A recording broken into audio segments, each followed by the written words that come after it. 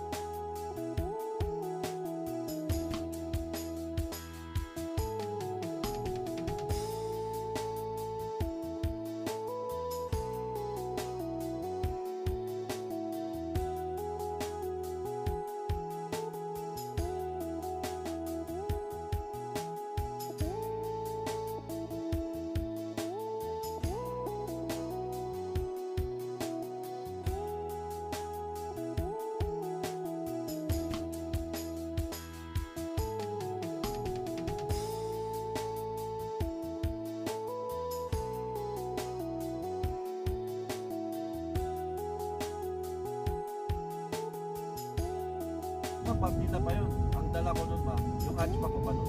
Oo, ang liit. Ang liit pa, ma'am. Kaya talagang halos sakto, ma'am. Tapos yun nga eh. Hindi ka talaga makabusina kasi kung bubusina ka, hindi mo lang pakialam yung mga tambay. Tapos siyempre, ayaw ko na ulit-ulit eh kasi baka alam mo yun, di ba? Buhati na lang yung kotse mo. Ano ba? Bugbugin na lang yung kotse. Oh, tsaka baka sabi, nang yabang nito, busina, yun ang iniwasan ko, pero hindi nila naintindihan, nakikisuyo ka, kasi yung, ang ibig sabihin ng busina, hindi naman yung galit kayo, nakikisuyo.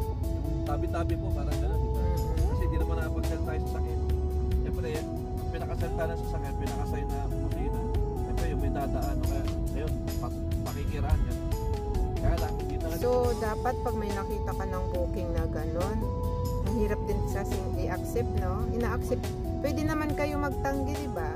Ano ma'am, pag naka-auto-accept po ako, pero yung cancellation ma'am, pwede namin i-cancel.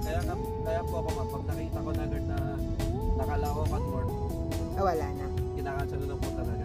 Pero eventually ba, mayroon pa rin may nakita ka pa rin nag-book ng Caloocan North? Oo, madalas din pa rin ma'am, kahit nung mga nakaraan. Nasang area ka no, nung nag-book ka, kunwari? Nasa Quezon City ka? Gano'n? Minsan dito rin. Minsan Ang layo. minsan nasa BGC. Kuya, may bahay ako sa Caloocan. Sa may Quezon City nga lang. Pero ang daan din, sobrang kipot. Damong maliit.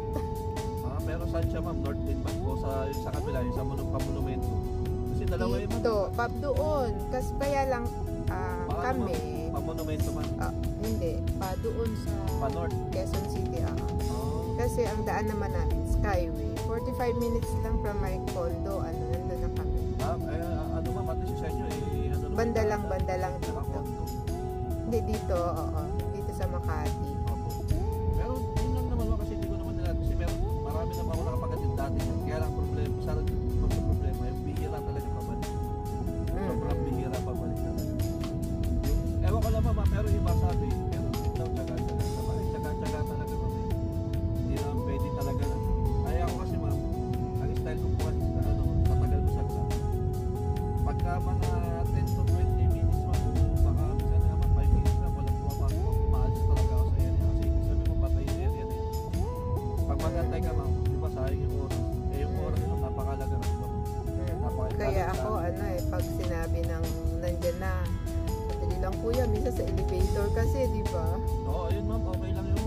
Minsan, dyan na naging problema minsan ng mga grab driver at mga pasero yung pag nag-visit sa ay kuya, pasakay na elevator, medyo puno lang o kaya matagal lang. Hinihintay nyo naman. Oo, hinahantay ko kasi ang importante sa akin ma'am sa pasero, sa totoo lang, nag-aantay ako kahit 20 minutes lang. Totoo yan ma'am. Importante ma'am. Nag-communicate. Communication ma'am, sumasagot. Kasi mayroon mga pasero ma'am, hindi sumasagot din talaga mayroon. Kasi baka mag-antay ka sa wala. O kaya iba naman pasero ma'am. Hanggang ngayon ma'am, nasa 7 years sa grab, hanggang ngayon na-encounter ko yan. Pag nasa pick up ka na mismo, bigla nilang kinakancel. Huwag naman. Kaya ako. Pero nga lang ma'am, ngayon ang problema, may charge na. Dati wala, ngayon may charge na. Yan yung maganda ma'am. Paano? 50 pesos, di ba? 50 pero ma'am, nag-aabono si Grab. Kaya ang charging na namin ma'am sa mga ganyan, nagka-cancel na pasero pag nasa pick up na kami, 75 pesos. Yung 25 pesos ma'am, abono ni Grab. Tapos sa inyo ma'am, 50 pesos sa passenger. Kasi ang cancellation fee na ngayon ma'am, 75 pesos. Bali ang ginagawa ni Grab, 25 sa kanya. Thank you kuya sa pagkwentuhan sa'yo Okay. Basta mga kwentong Grab. Ito kuya, for you. Ay, thank you ma'am. Yeah. Naka-ano yun ma'am, naka-ano pa yan? Yes. Thank you Jovit ha. Okay ma'am, KitKat. Yes, KitKat. Hindi sponsor, Diyos ko. KitKat lang. Saan na ma'am? Kasi tuwing sumasakay ako, ayan, recorded guys ha. Tuwing sumasakay ako ng Grab or taxi, may nakalagi ako nakaipit na pagkain o kaya dati kasi may 20 pesos pa akong mga malulutong. Natutuwa naman, di ba? Nakakatuwa. Parang ano ba, mga pang-Christmas Oo, ay naubos na. Pero kahit candy o kaya yung chocolate, okay na rin, di ba? Oo, maganda yung pagkaka-vlog mo ma'am, walang masyadong traffic. Kaya nga, ayan guys. Kasama yung ma'am, yung kalsada. Yan guys, 13 minutes lang ang estimate namin. Wala pa. Nasa Makati na kami. At tip sa mga lahat, hindi na sa Grab driver, safety lagi. Yes. Bali lang mabagal, basta... Guys, lagi ko sinasabi to sa vlog ko na napakaswerte dahil may Grab. Napakaswerte natin dahil may Grab na. At lahat halos ng sasakyan ko ay mababait. Wala pa akong nasakyan na medyo suplado, ganyan. And safe tayo dahil pag may naiwan na ibabalik. Unlike kasi Sorry sa mga taxi driver ha, kasi baka i-bash nyo ako. Pero naku naman mga kuya, ang mga sasakyan nyo amoy sigarilyo, ganyan. So dapat linisin din natin, diba? Yung mga taxi driver. Although nakakaawa rin naman kayo, pero syempre kami din naman para sa health namin. Kaya patronize natin ang Grab Philippines, baka naman. Ayan. Baka naman Grab Philippines. Ayan. So, nandito na kami sa Makati. Ayan, The Manila Peninsula Hotel and Ayala. Ayan, namimiss ko na magtrabaho dito. Ayan. Diyan ako nagtatrabaho ko yan. Sa SGB. At ito kayo dati. Ako sabi na ilang years po kayo? 30 years. At isang company lang naman. Isa lang. Parang asawa lang, hindi iniwanan nila. Pero alam mo ba, yun ang importante kasi marami nagsasabi ngayon. Ang mga agency ngayon, wala na, hindi na usang loyal kasi after 6 months, umaalis na sila. Pero the kasi, price is right now. loyalty din minsan. Kahit nagtyaga ka na kahit na kakapiranggot yung sweldo. Pero parang at least yung integrity, yung legacy and everything, diba, na hindi ka umalis, diba? Maraming salamat Kuya Jogi. See you around and ingat. Ay, ingatan ang bagong sasakyan. Say hi Kuya. Thank you. Thank you, salamat po. Hindi ko pa alam kung kailan ko ilalabas to, pero sige lang. Itatag ko kayo. Ito naman yung name nyo eh. Itatag ko kayo. Meldy Baldovino Vlogs. Maraming salamat. Ingat po tayong lahat. And nangarating na ako sa Greenbelt. Ayan. Isang tumba na lang. Hindi, isang tumbling na lang. Oo, malayo pala. Kanina papunta ko kuya, nag-EDSA kami kasi ang traffic na eh.